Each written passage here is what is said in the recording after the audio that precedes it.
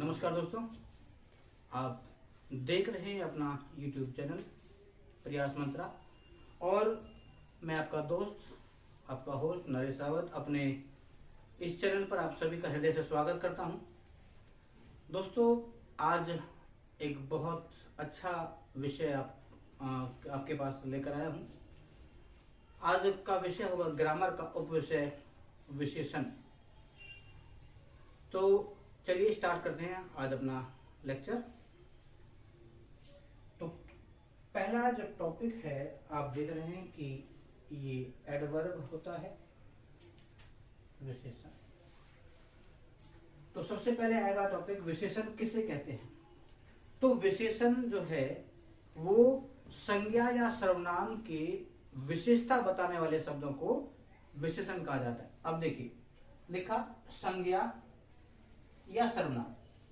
जो शब्द हैं या तो व्यक्तिवाचक, जातिवाचक, भाववाचक संज्ञा है या अनिश्चयवाचक, निश्चयवाचक या पुरुषवाचक के उत्तम पुरुष, मध्यम पुरुष या अन्य पुरुष कोई भी आए तो आप देखें उनकी क्या बनाएगा, ये क्वालिटी बताएगा, विशेषता बताएगा। उन शब्दों को हम क्या कहते हैं, विशेषण कहते हैं। तो सामान्य आएगा संज्ञा या सर्वनाम की विशेषता बताने वाले शब्दों को हम विशेषण कहते हैं। जैसे एग्जाम्पल देखें, एग्जाम्पल दिया है नन्ही नन्ही चींटियां पंक्ति में चल रही हैं। तो देखो चलना यह अलग होगी क्रिया, ये तो हमने बात ही नहीं की। हमने बात की है सिर्फ विशेषण और विशेष्य की। देखिए तो यहाँ कौन है, जो विशेष्य है वो है चींटियां, यानी किसकी बात हो रही है, चींटियों की। और चींटियां कैसी बताई हैं, वो बताई है नन्ही नन्ही, यानी ये दोनों जो सिमिलर शब्द हैं ये विशेषण हैं और ये विशेषण भी चींटियों के हैं। नन्ही नन्ही जो चींटियां है वो विशेष्य होगा। तो सामान्यतः संज्ञा सर्वनाम शब्दों की विशेषता बताने वाले शब्दों को हम विशेषण कहते हैं। अगला टॉपिक आएगा विशेष्य क्या है, विशेष्य किसे कहते हैं। तो विशेषण शब्द जिन शब्दों की विशेषता बताते हैं, ये देखिए जिन शब्दों की विशेषता बताते हैं उन्हें हम कहते हैं विशेष्य। अब देखिए हमने 2-3 एग्जाम्पल के माध्यम से इसे क्लियर करने का प्रयास किया ताकि आप समझ सके।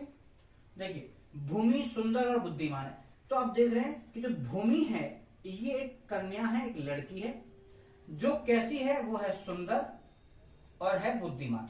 तो दो विशेषण एक साथ में प्रयोग में भी लाए गए हैं। तो इसमें विशेष्य है भूमि, जबकि विशेषण है आप देख रहे हैं सुंदर और बुद्धिमान।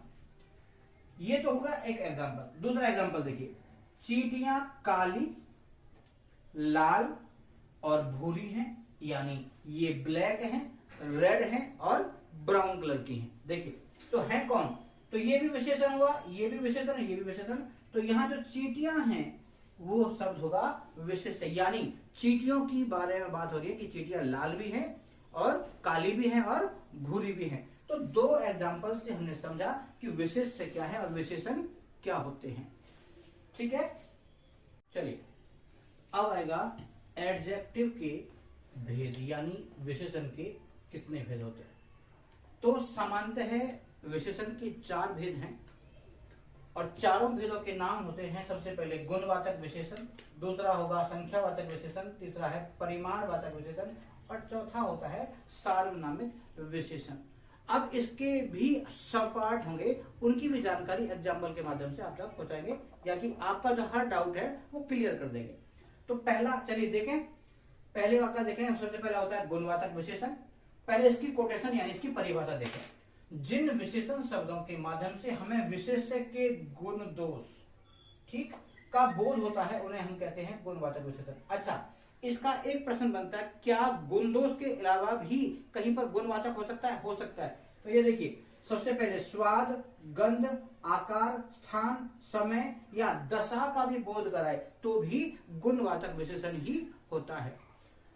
5 एग्जाम्पल के माध्यम से हम समझेंगे कि गुणवाचक में क्या क्या हो सकता है। देखिए किसान बहुत परिश्रमी है, तो ये देखिए यह है हार्ड वर्कर, यानी बहुत मेहनती होते हैं। जो फार्मर्स होते हैं वो कठिन मेहनत करते हैं अपने खेतों में, तब कहीं जाकर के फसलें उगाते हैं। दूसरा एग्जाम्पल है मेरी घड़ी चौकोर है। चौकोर समझते हैं, इस टाइप की, यानी देखिए त्रिकोणी तो होती नहीं कभी घड़ी, हाँ वैसे आप राइट एंगल या इस टाइप से कहीं घड़ी अगर मिल जाए तो आपको इस तरीके से भी मिल सकती है, षटभुज में मिल सकती है, लेकिन ट्रायंगल में घड़ियां जो हैं वो आज अभी जो है वो नहीं आती, लेकिन चौकोर में घड़ियां काफी मिलेंगी आपको। तीसरा है हमें मीठी वाणी में बोलना चाहिए। देखिए वाणी कैसी होगी, मीठी वाणी, तो ये भी उसकी दशा अवस्था। देखिए मछली छोटी है भाई, देखिए छोटी मछलियों को खा जाती है, तो ये बड़ी मछली जो है वो छोटी मछली, ये उसकी देखिए अवस्था की बात करिए, दशा की, यानी जो बड़ी है और वो छोटी है, तो ये दशा का वर्णन कर रही है। और जो पांचवा एग्जाम्पल है वो है तितलियां कैसी होती है, रंग बिरंगी होती है, यानी मल्टी कलर्ड में होती हैं। तो पहला एग्जाम्पल है आपका उसकी दशा अवस्था का, कि बहुत मेहनती होते हैं। दूसरी है उसके स्थान की, उसकी कंडीशन की बात कर रहा है, तो ये कह रहा है कि चौकोर होती है, हमें मीठी वाणी में बोलना चाहिए, तो ये उसकी जो है वो कंडीशन के ऊपर करता है, या कि उसके बोलने के ऊपर करता है। और जो चौथा है वो मछलियां छोटी बड़ी है, तो ये आकार को बोध कराती है, यानी बड़ी मछली छोटी मछली को खा जाती है। साथ ही तितलियां रंग बिरंगी है, तो ये उसकी दशा या कंडीशन को ही बता रही है। दूसरा, चलिए अब देखें विशेषण का दूसरा पार्ट है संख्यावाची विशेषण। जैसा कि नाम से ही पता चल रहा है कि जो पहला पद है वो है संख्या, या न्यूमेरिकल नंबर्स। अच्छा, इसके दो भाग और हैं, धीरे धीरे जैसे इसकी परिभाषा आपको तक पहुंचाएंगे, उसके बाद दोनों भाग, जिसके जो भाग हैं उनका भी उसकी परिभाषा सहित एग्जाम्पल के माध्यम से आपको क्लियर कर देंगे। तो सबसे पहले, जो शब्द किसी संज्ञा या सर्वनाम शब्द की संख्या या क्रम होता है, जैसे 1 2 3 4 इस टाइप से क्रम का बोध कराते हैं, उन्हें हम संख्यावाची विशेषण कहते हैं, यानी न्यूमेरिकल नंबर्स लगे हो। आप देखिए जैसे कुछ मकान खाली पड़े हैं, यहाँ कुछ है, तो मकान को कह रहा है, मकान की एग्जैक्ट संख्या नहीं बताई उसने, तो ये अनिश्चयवाचक संख्यावाचक में आएगा। दूसरा है मेरी कक्षा में, कक्षा क्या है, कक्षा में कितने बच्चे हैं, 40 छात्र हैं, तो उसने एक एग्जाम्पल में तो क्लियर किया है कि उसमें संख्या नहीं दिखाई, उसमें कुछ बताया, कुछ हो थोड़े से हो तो अनिश्चित में आएगा। जबकि दूसरे एग्जाम्पल में बताया है कि 40 छात्र हैं, छात्रों की संख्या क्या है, 40, तो ये निश्चित संख्यावाचक में आएगा। अब प्रश्न होता है, क्या संख्यावाची विशेषण के भेद भी हो सकते हैं? इसके और दो भेद होते हैं, एक होता है निश्चित संख्यावाचक और दूसरा होता है अनिश्चित संख्यावाचक। तो सबसे पहले निश्चित संख्यावाचक की कोटेशन देखें। जिन संख्यावाची शब्दों से संज्ञा की निश्चित संख्या का बोध होता है, यानी पता चलता है, उसे हम निश्चित संख्यावाची कहते हैं। यानी एग्जैक्ट कंफर्म करके, जिसको आप काउंट कर सकते हो, यानी आपकी गणना आपके पास हो, उसकी संख्या आप जानते हो, आप श्योर हो गए, तो वो होता है निश्चित संख्यावाची। देखिए मेरे पास कितनी पुस्तकें हैं, 6 पुस्तकें हैं, तो ये बिल्कुल निश्चित संख्या है, इसको हम 1 2 3 4 5 6 तक गिन सकते हैं। कह रहा है इस पाठ में 8 प्रश्न हैं, तो ये भी कंफर्म है कि इस वाले चैप्टर के अंदर कितने हैं, 8 प्रश्न हैं, तो 6 को भी काउंट कर सकते हैं और 8 को भी हम काउंट कर सकते हैं। तो ये दोनों एग्जाम्पल हैं निश्चित संख्यावाची विशेषण के। अब इसका दूसरा जो पार्ट है वो है अनिश्चित संख्यावाची विशेषण। अनिश्चित मतलब जो निश्चित ना हो उसको कहते हैं। जैसे जिन संख्यावाची शब्दों से संज्ञा की निश्चित संख्या का बोध नहीं होता है। देखिए यहां होता था बोध होता है, लेकिन यहां क्या कहता है, बोध नहीं होता है, तो ये अनिश्चित में जाएगा। उसे अनिश्चित संख्या कहते हैं। देखिए एग्जाम्पल है, चौराहे पर कुछ लोग, इसने कहा है अगर यहां होता कि चौराहे पर 20 लोग खड़े, तो इसकी जो वह बदल जाती, वो निश्चित संख्यावाचक में जाता है। ये कह रहा है कुछ लोग खड़े हैं, यानी चौराहे पर भीड़ हो सकती है, लेकिन लिमिट नहीं है उस बंदों की, काउंटेबल नहीं है। दूसरा एग्जांपल है, मेरे पास थोड़े से फल हैं। आप देखो थोड़े से फल मतलब थोड़े से, वो काउंटिंग बनेंगे कि 1 है 2 है या कितना भी था, लेकिन इसने संख्या यहां निर्धारित नहीं की है। जहां संख्या निर्धारित ना, उसे काउंट ना कर सकते हो, इसका मतलब है कि वो अनिश्चित संख्यावाचक में जाएगा। अगर काउंटेबल है, आप उसको गिन सकते हैं, चाहे वो दर्जन हो, चाहे वो 6 हो, चाहे 8 हो या 100 हो, तो वो आएगा आपको निश्चित संख्यावाचक में। तो हमने पढ़ा कि संख्यावाची जो होता है वो 2 प्रकार का होता है, उसके 2 भेद होते हैं। पहला उपभेद होता है निश्चित संख्यावाचक और दूसरा होता है अनिश्चित संख्यावाचक। विशेषण का तीसरा पार्ट है परिमाणवाचक विशेषण। अच्छा, परिमाण मतलब है किसी भी चीज की मापतोल। मापतोल को समझ लीजिएगा। मापतोल के मापक होते हैं हमारे पास 3। देखिए सबसे पहले मैं उसको बता दूं, सबसे पहले होता है लीटर, फिर होगा मीटर और फिर होगा किलोग्राम। ये मापक हैं हमारे, इससे माप तोल का पता चलता है। पहले हम एक बार परिमाणवाचक की क्या देखें, परिभाषा देखें, उसके बाद एग्जांपल देखेंगे।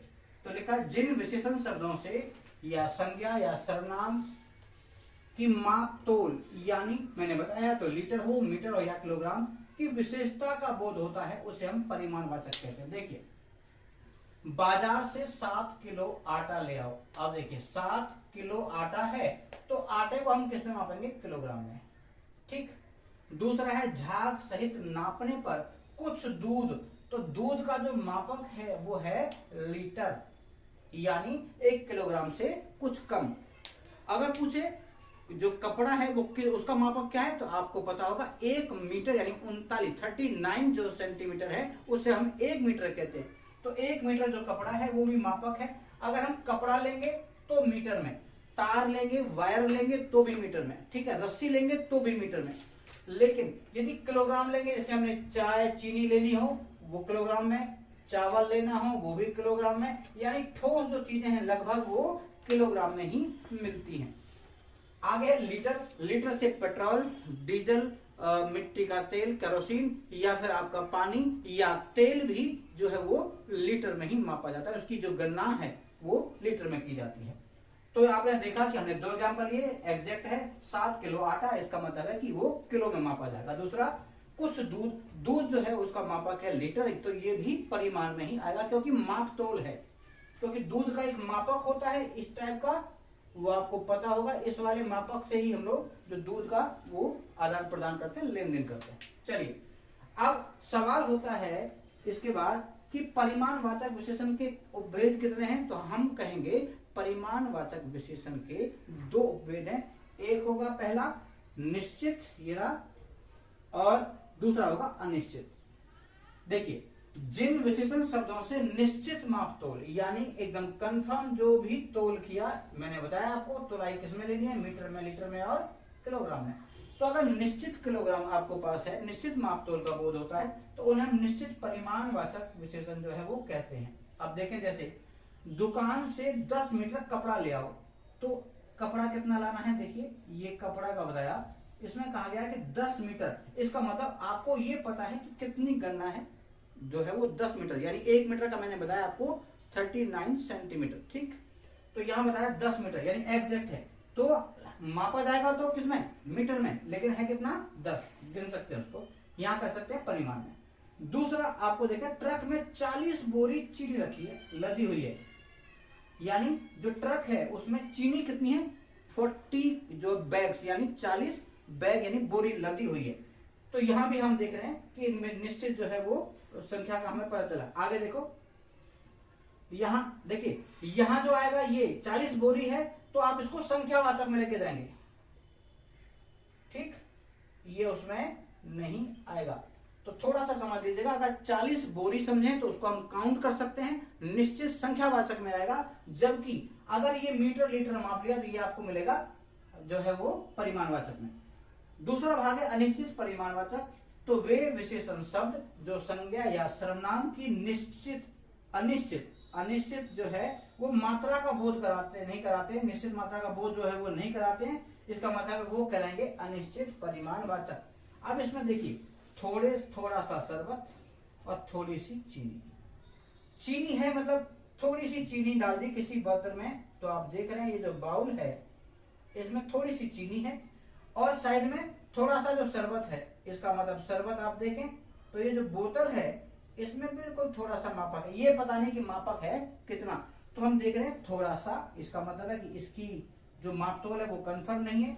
दूसरा, थोड़ी सी जो चीनी है उसकी भी कंफर्म नहीं है। अगर ये कहता 100 ग्राम चीनी है तो निश्चित परिमाण में जाता, लेकिन यहाँ कहता कि उसमें 200 ml या 250 ml शरबत है तो निश्चित परिमाण में चला जाए, लेकिन यहाँ का थोड़ा सा शरबत और थोड़ी सी चीनी, तो ये आएंगे आपको अनिश्चित परिमाणवाचक जो है विशेषण के अंदर, इसके भेद आते हैं। चलिए, तो चौथा पार्ट है विशेषण का, उसे कहते हैं सार्वनामिक विशेषण। पहले इसकी परिभाषा देखें, फिर एग्जाम्पल के माध्यम से इसको समझाने का प्रयास करेंगे। देखिए, जो सर्वनाम शब्द, जो संज्ञा शब्द, जो सर्वनाम विशेषण के रूप में प्रयोग किए जाते हैं। देखिए, यहाँ सर्वनाम शब्द हैं जो विशेषण के रूप में प्रयोग किए जाएंगे। एग्जाम्पल से देखें। देखिए, ये जो घर है वो संज्ञा है, लेकिन संज्ञा से पहले यह लगा रखा तो पुरुषवाचक में यह आएगा सर्वनाम। ठीक, तो अगर संज्ञा से पहले सर्वनाम का प्रयोग किया जाए तो एक साथ में संज्ञा सर्वनाम का प्रयोग नहीं होगा, लेकिन अगर प्रयोग कर दिया तो वो सर्वनाम शब्द जो है वो विशेषण का काम करेंगे, ये कहना चाहता है। जैसे देखिए, पुस्तकालय जातिवाचक संज्ञा है, लेकिन इस पुस्तकालय से पहले यह लगा रखा है, इसका मतलब ये दोनों जो हैं वो सार्वनामिक का काम कर रहे हैं, क्योंकि जो सर्वनाम शब्द विशेषण का काम करते हैं वो सार्वनामिक विशेषण कहे जाते हैं। उनको सार्वनामिक विशेषण के नाम से हम पुकारते हैं या अभिहित करते हैं। अगला क्वेश्चन बनेगा इस चैप्टर से, प्रविशेषण किसे कहते हैं। तो प्रविशेषण, पहले परिभाषा देखें। वे यानी जो शब्द या वे शब्द विशेषण की, यानी जो शब्द विशेषण की भी विशेषता बताते हैं उन्हें हम प्रविशेषण कहते हैं। तो चलिए एग्जांपल देखें। तो यहाँ का है मोहन क्या है, परिश्रमी है, लेकिन मोहन परिश्रमी तो है, मोहन की क्वालिटी है वो हार्ड वर्कर है बहुत ज्यादा, लेकिन इसके आगे भी उन्होंने क्या लगाया, एक विशेषण लगा रखा है जिसको हमने कहा प्रविशेषण, यानी बहुत। आगे कहा गया है तालाब में बहुत सुंदर कमल खिले हैं। देखिए, तालाब, कमल, लेकिन इनकी क्या है, सुंदरता। कमल जो है वो सुंदर है, लेकिन सुंदर से भी आगे इन्होंने एक विशेषण लगा रखा है, इसको कहेंगे हम प्रविशेषण, इसको हम प्रविशेषण कहेंगे, क्योंकि इसने सुंदर के भी आगे जो है वो लगा करके उसे बहुत सुंदर बनाया, यानी ब्यूटीफुल के से भी बहुत ज्यादा, वेरी वेरी। ठीक है, तो हमने दो एग्जाम्पल के माध्यम से जाना कि विशेषण की भी विशेषता बताने वाले शब्दों को हम क्या कहेंगे, प्रविशेषण कहेंगे। तो देखिए, मोहन बहुत परिश्रमी है, तो परिश्रम उसका विशेषण है, लेकिन अगर बहुत लगा दिया इसका मतलब है कि वो बहुत जो है वो प्रविशेषण हो जाएगा। अगला जो क्वेश्चन बनता है इस चैप्टर का वो बनेगा विशेषण की अवस्थाएं। तो यहां से क्वेश्चन फ्रेम कर सकता है कि विशेषण की कितनी अवस्थाएं होती हैं। तो आपका जवाब होगा विशेषण की 3 अवस्थाएं होती हैं। सबसे पहली अवस्था होती है मूल अवस्था, दूसरी अवस्था होती है उत्तरावस्था, और तीसरी अवस्था होती है उत्तमावस्था। यानी मूल अवस्था जो है वो देखिए, हमने एग्जाम्पल के माध्यम से बताया है, रोहन होशियार छात्र है, यानी जो रोहन है वो काफी ब्रिलियंट बच्चा है। ठीक है, लेकिन अगर हमने उत्तरावस्था है, इसका मतलब है कि हमने किसी से क्या की, तुलना कर दी। किससे कर दी, रोहन की मोहन से तुलना कर दी। अगर जहां तुलना तक आ जाएगा वहां लघुत्तर का प्रयोग करेंगे, यानी किससे होशियार है, वो मोहन से भी होशियार है, तो यहाँ तुलना दोनों की कर दी है, तो यह आएगा उत्तरावस्था। और इसी का ही अगर हम कहें कि उत्तमावस्था क्या है, उत्तम होता सबसे होशियार, यानी अगर क्लास में बहुत सारे बच्चे हैं उनमें से रोहन जो है वो सबसे होशियार है। देखिए, रोहन कक्षा में सबसे होशियार छात्र है, तो ये जो सबसे है ये अवस्था है लघु, ये है उत्तमावस्था, सबसे जो है वो उत्तम अवस्था होती है। अच्छा, इसके बाद देखिए 2 एग्जाम्पल और भी दे रखे, इन्हें भी समझिए। क्वेश्चन यहां से भी पूछ सकता है आपसे कि लघु जो है वो मूल अवस्था का शब्द है, लेकिन इसकी 2 अवस्थाएं और बनाइए, तो उसके बाद आएगी लघुत्तर और लघुत्तम, यानी उत्तरावस्था और उत्तमावस्था। एक होती है सुपरलेटिव डिग्री और एक होती है कंपैरेटिव डिग्री। तो ये जो कंपैरेटिव डिग्री है इसको कहेंगे हम तुलनात्मक। सुपरलेटिव जो डिग्री है वो सबसे, यानी सबसे अलग जो काम है वो बताया गया। तो इसका मतलब है कि यहाँ रोहन जो है वो कक्षा में सबसे होशियार है, इसका मतलब उत्तमावस्था। रोहन मोहन से होशियार है तो उसने तुलना कर दी, इसका मतलब उत्तरावस्था। और एक मोहन होशियार छात्र है, इसका मतलब ये मूल अवस्था है, उसका मूल गुण है। तो यहाँ समझिए कि विशेषण की भी 3 अवस्था है, एक होती है मूल अवस्था, दूसरी अवस्था है उत्तरावस्था और तीसरी अवस्था होती है उत्तमावस्था। तो तीनों को हमने एग्जाम्पल से ले लिया। अगर हमने लघु लिया तो लघु का उत्तरावस्था होगी लघुतर और उसकी होगी लघुत्तम। अगर आया श्रेष्ठ तो आएगा श्रेष्ठतर और श्रेष्ठतम। अगर यहाँ उच्च आ जाए तो आएगा उच्चतर और उच्चतम। तो ये था हमारा आज का जो लेक्चर, जिसका हमने लिया विशेषण। विशेषण की हमने आपको परिभाषा, उसके भेद, उस भेदों की परिभाषा और उनके भी उपभेदों तक हमने आपको बताया। साथ ही साथ में प्रविशेषण और विशेषण की तुलनात्मक अवस्थाओं का भी आपको पूरा जो डाटा वो समझाया। उम्मीद करता हूं कि हमारा ये लेक्चर आज आपको पसंद आया होगा और मिलते हैं बहुत जल्दी एक नई वीडियो के साथ। तब तक के लिए नमस्कार।